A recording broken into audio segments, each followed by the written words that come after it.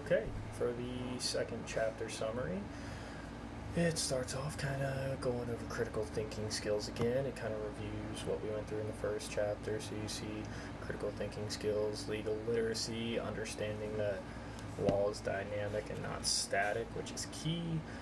And it mentions how real world problems are things that you're going to see in this chapter and in the book, and things like that would be legal and ethical problems, and how interdisciplinary is nature.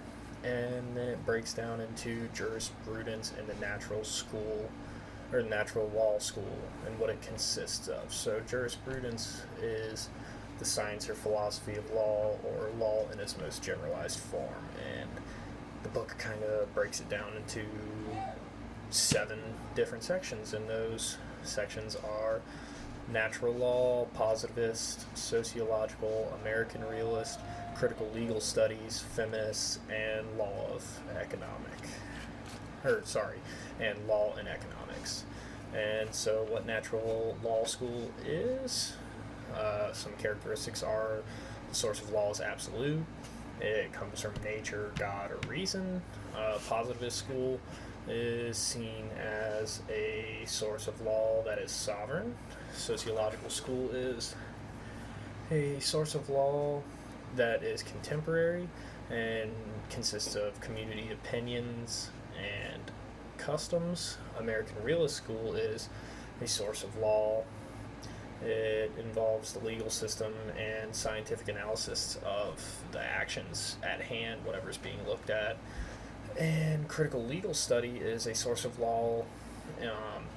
It's a cluster of legal and non-legal beliefs that must be critiqued to bring out social and political change. Feminist school is jurisprudence reflects a male-dominated executive, legislative, and judicial system in which women perspectives are ignored and women are victimized, which you can see stuff like that through the lack of just women CEOs in the world. And the law and economics section would be a classical economic theory, and empirical methods are applied to all areas of law in order to arrive at decisions. So then the natural law school consists of, there exist certain legal values or value judgments. These values or value judgments are unchanging because their source is absolute.